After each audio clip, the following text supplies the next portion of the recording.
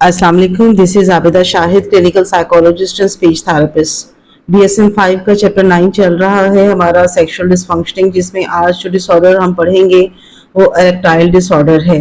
इससे पहले कि मैं अपनी वीडियो को स्टार्ट करूं, अगर आप मेरे चैनल पर नए हैं तो सब्सक्रिप्शन के बटन को प्रेस करके बेल आइकन के बटन को ज़रूर प्रेस कर दीजिएगा, ताकि हर नई आने वाली इंफॉर्मेटिव वीडियो को आप सबसे पहले देख सकें। तो चलते हैं हमारे आज के टॉपिक की तरफ।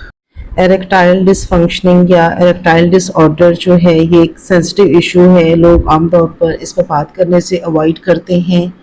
इसको मर्दाना कमज़ोरी भी कहा जाता है। एरेक्टाइल डिसफंक्शन से मुराद जो है ड्यूरिंग सेक्सुअल इंटरेक्शन मर्द का जो उज़्व होता है वो उसमें सख्ती नहीं आती है या वो सख्ती उसमें रहती नहीं है।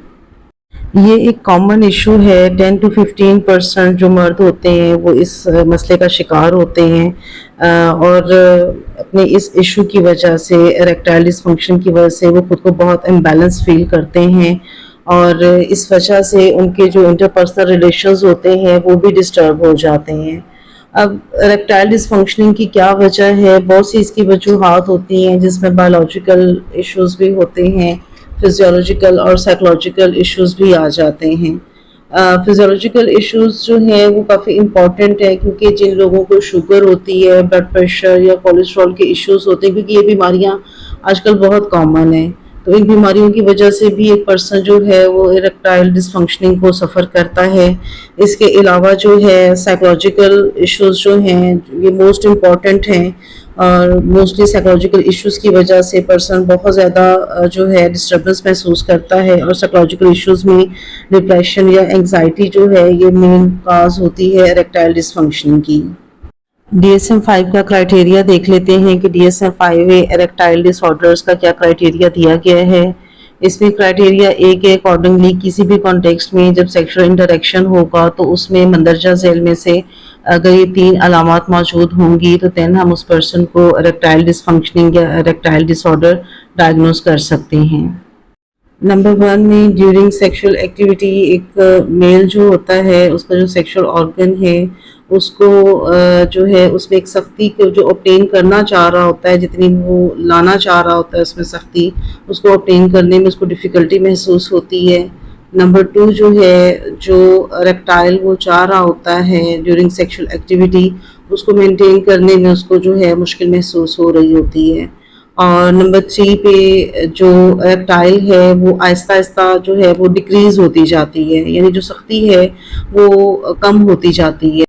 क्राइटेरिया बी के अकॉर्डिंगली क्राइटेरिया ए में जो सिम्टम्स बताए गए हैं, जो अलामत बताई गई हैं, वो मुसलसल 6 महीने तक अगर एक पर्सन जो है वो एक्सपीरियंस करेगा तो ही हम उसको इरेक्टाइल डिसफंक्शनिंग को लेबल कर सकते हैं।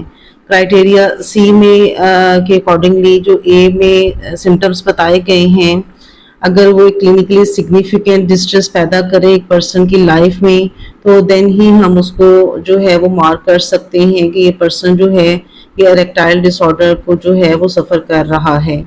और जो इसका क्राइटेरिया डी है उसके अकॉर्डिंगली जो सेक्सुअल डिसफंक्शनिंग है उसकी वजह या जो इरेक्टाइल डिसफंक्शनिंग है उसकी वजह कोई और ऐसी कंडीशन को मेडिसिन के इस्तेमाल की वजह से या किसी फर्दर मेंटल कंडीशन की वजह से या किसी और क्लिनिकली किसी और डिसऑर्डर की वजह से, किसी बीमारी की वजह से, किसी मेडिकल कंडीशन की वजह से ये सिम्टम्स नहीं होने चाहिए हैं, तो और इसका जो दौरानिया है वो 6 माह तक होगा, तो देन ही फिर हम उस पर्सन को जो है वो इरेक्टाइल डिसफंक्शनिंग का डिसऑर्डर जो है वो लेबल कर सकते हैं।